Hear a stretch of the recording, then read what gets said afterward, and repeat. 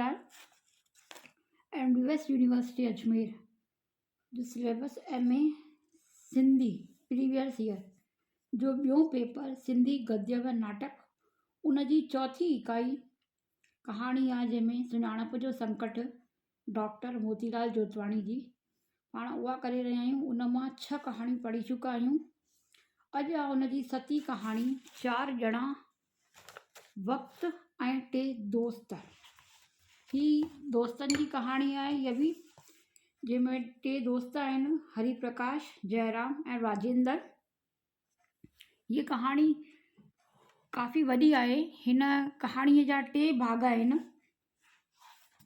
चलो पहिरियों भाग शुरू कयूं था। 4 ॼणा वक़्तु ऐं 2 दोस्त। नाताल जूं मोकलियूं अॼु पूरियूं थियूं, यानी नाताल यानी ॾियारी जूं मोकलियूं अॼु पूरियूं थियूं आहिनि। सुभाणे खां कॉलेज वरी खुलंदो। हरि प्रकाश ऐं जयराम मोकलुनि में पंहिंजे पंहिंजे घर विया हुआ से मोटी आया आहिनि। राजेंद्र घर न वियो हो। हू घणो करे राजकोट में ई पियो हूंदो हो। मोकलियूं थियण खां पहिरीं हरि प्रकाश हिन खां पुछियो हो, छा तूं घर न वेंदे? मोकलुनि में हिते छा कंदे? राजेंद्र जवाबु ॾिनो, चोटाला जहिड़े ॻोठाणे में केरु वञी फासे? चोटाला में न रेस्टोरेंट आहिनि न वरी सिनेमा घर। सचमुच राजेंद्र पंहिंजे ॻोठ में वञी बोरियत महसूसु कंदो हो। शाम जो अधु कलाकु खन लाइ ॿाहिरि रस्ते ते ठहियल चांहि जी पिड़ीअ में अची बीहंदो हो। उन अधु कलाक में गुजरात स्टेट ट्रांसपोर्ट जी हिकु बस उतां लंघंदी हुई, अहमदाबाद राजकोट बस बिहारींदे ई ड्राइवर पंहिंजी सीट वारे दरवाज़े खां टिप ॾेई लहंदो हो ऐं बीड़ी कढी छिकण शुरू कंदो हो।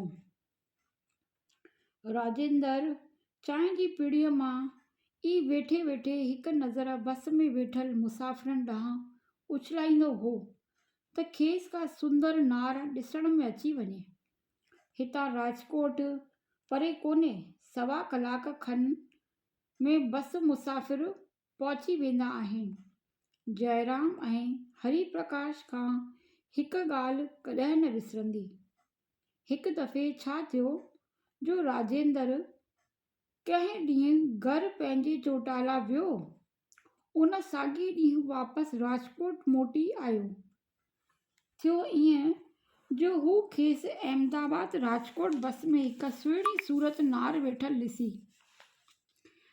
वेठल ॾिसण में आई हुई ऐं हू चांहि जी पिड़ीअ ते मालिक खे पंहिंजे घर वारनि लाइ मुख़्तसर न्यापो ॾेई बस में चढ़ी पियो हो।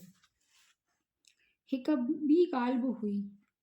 हिकु भेरे हिन वरी प्रकाश ऐं जयराम खे ॿुधायो हो, चोटाला में ॻोठियाणियूं छोकिरियूं रहंदियूं आहिनि। उते गौरी नाले बि हिकु गंवार छोकिरी रहे थी। ॿिन्ही दोस्तनि उत्सुकता सां पुछियो, गौरी केरु आहे? उते रहंदी आहे त उन में तुंहिंजो छा?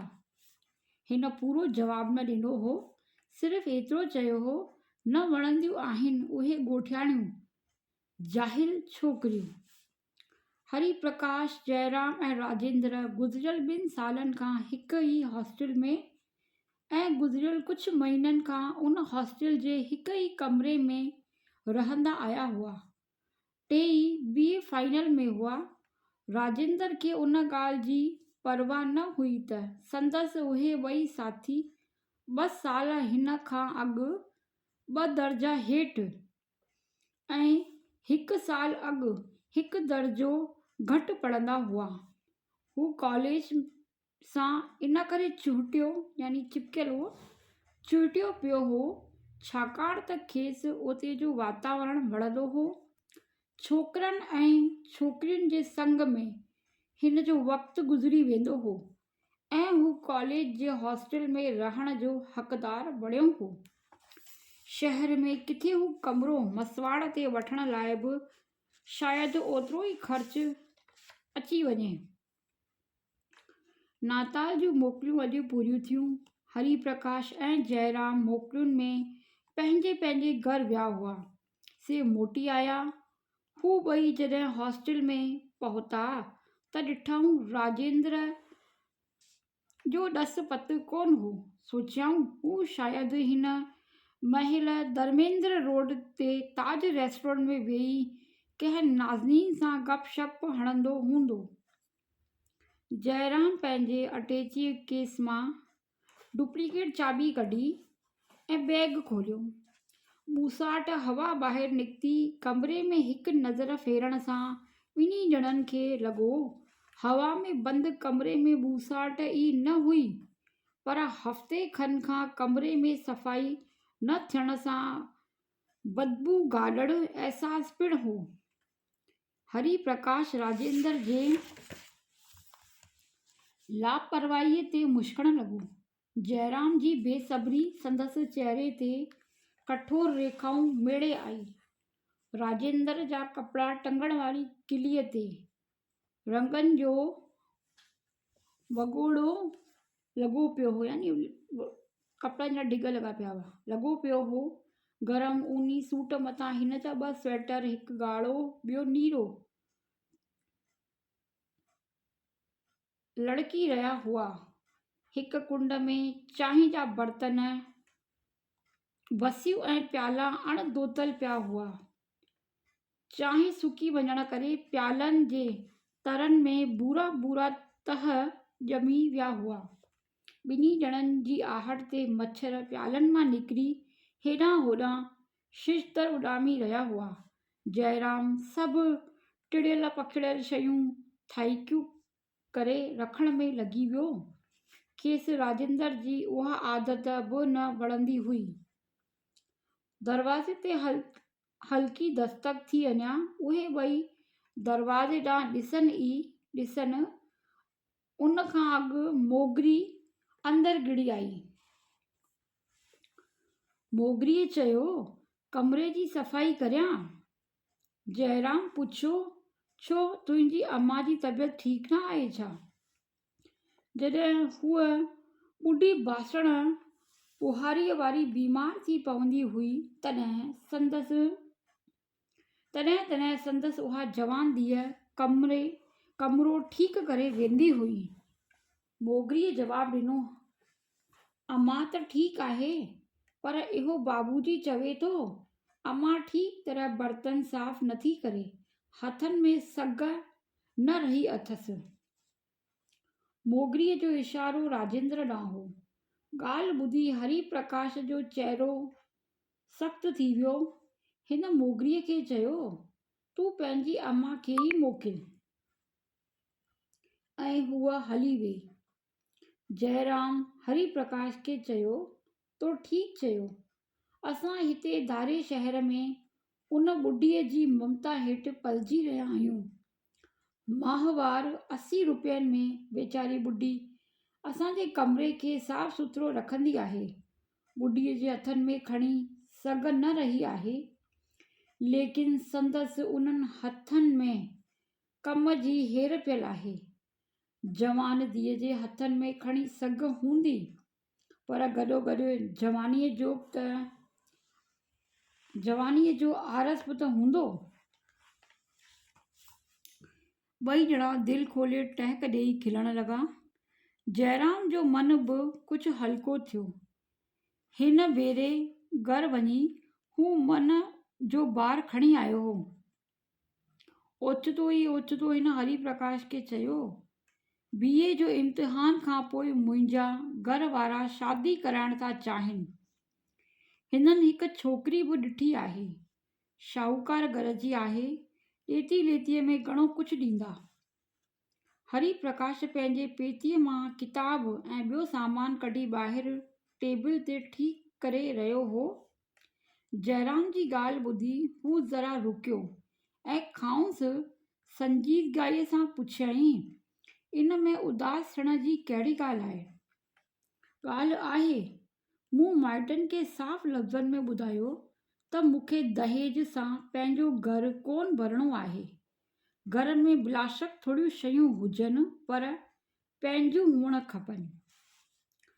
जो घरु हाणे तुंहिंजनि माइटनि ॾिठो आहे, उन घर सां रिश्तो तइ करण सां बि तुंहिंजूं इहे ॻाल्हियूं पूरियूं थी सघनि थियूं न, या न?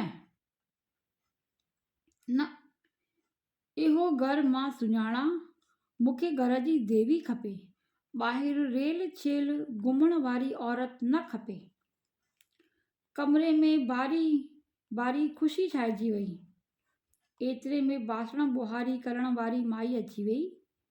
हरिए प्रकाश माठ जी मोहर टोड़ींदे माईअ खे चयो, माई तूं किथे हुईं?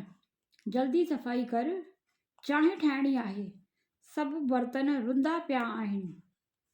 माईअ वराणियो, मूंखे देरि न लॻंदी, इजो थी कमु पूरो करियां। अॼु तव्हांखे मां ई चांहि ठाहे पीआरींदसि। तव्हां बेशक पंहिंजूं शयूं ठाहे रखो। ऐं उहो वञी कम खे लॻी।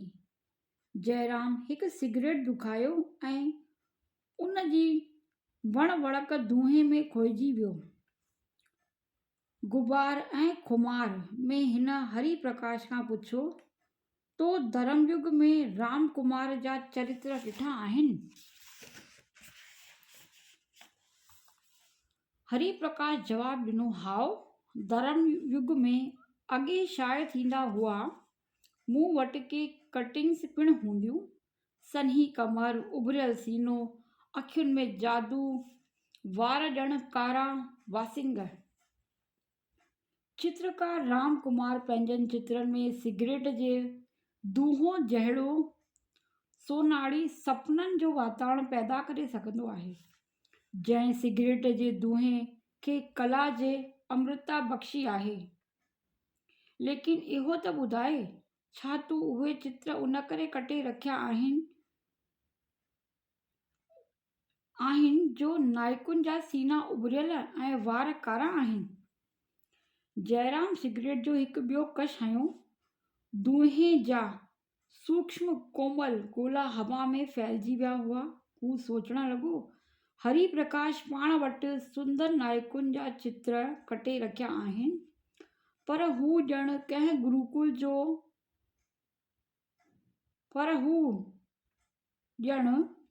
गुरुकुल जो ब्रह्मचारी आहे ऐं उपनिषदनि जे सूफ़नि मां उथी आयो आहे।